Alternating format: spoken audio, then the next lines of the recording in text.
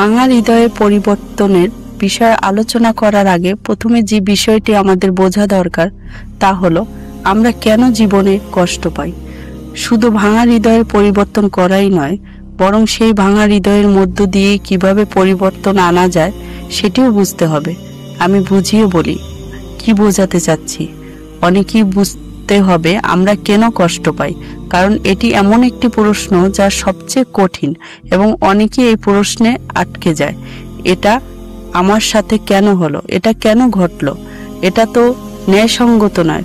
অনেক সময় আমরা কেন এই প্রশ্নে আটকে যাই এবং সেই জায়গা থেকে আমরা সামনে এগোতে পারি না।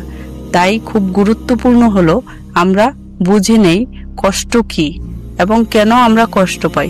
প্রথমত, একজন মুসলিম হিসেবে আমরা জানি এই দুনিয়া পরিপূর্ণ নয়, এটা জান্নাত নয়, বরং এই দুনিয়া একটি সাময়িক পরীক্ষার স্থান। কিন্তু আমরা যখন বলি যে এই জীবন একটি পরীক্ষা, তখন অনেকে এই শব্দটি ভুল ব্যাখ্যা করে। কারণ অনেকে ভাবেন পরীক্ষা মানে এমন একটি বিষয়, যেমন একজন শিক্ষক প্রশ্নপত্র ধরিয়ে দেন, নিজে সরে দাঁড়ান, কোনো সাহায্য করেন না, বরং শেষ ফলাফলের আগে জানেন না আপনি কি করবেন। কিন্তু আল্লাহর পরীক্ষা এমন নয়, এটি গুরুত্বপূর্ণ একটি বিষয়।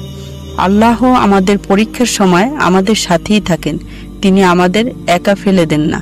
কেবল তখনই আমরা একা হয়ে পড়ি যদি আমরা নিজেরাই আল্লাহর থেকে দূরে সরে যাই। যদি আমরা নিজেরাই আল্লাহর দরজা বন্ধ করে দেই, তাহলে আমরা একা হয়ে পড়ি। কিন্তু আল্লাহ নিজে কখনোই আমাদের ছেড়ে যান না যতক্ষণ না আমরা তাকে ছেড়ে যাই। তাই এই কথাটি আমাদের প্রথমেই মাথা থেকে ঝেড়ে ফেলে দিতে হবে। এই ভুল ধারণা থেকে বেরিয়ে আসতে হবে যে আমরা একা পরীক্ষার মুখোমুখি হচ্ছি। আর এই ভুল ধারণা ফলেই যখন কেউ কষ্টে পড়ে, বিশেষ করে হৃদয় ভেঙে যায়, তখন সে নিজেকে নির্ভর করতে শুরু করে। এটা একটি বড় ভুল এবং খুব সাধারণ ভুল।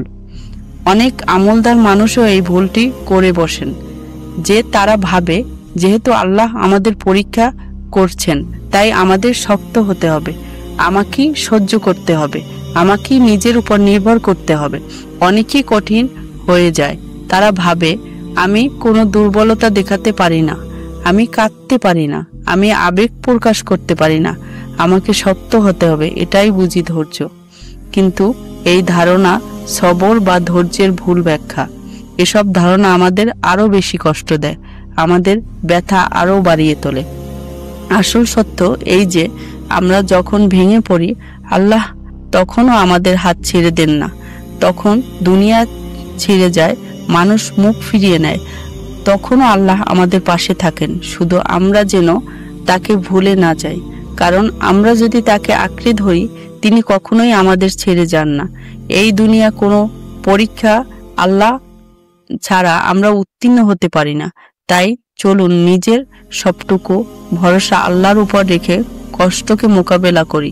আল্লাহ আমাদের সকলকে সেই সাহস, সেই হৃদয় আর সেই সাহায্য দান করুক।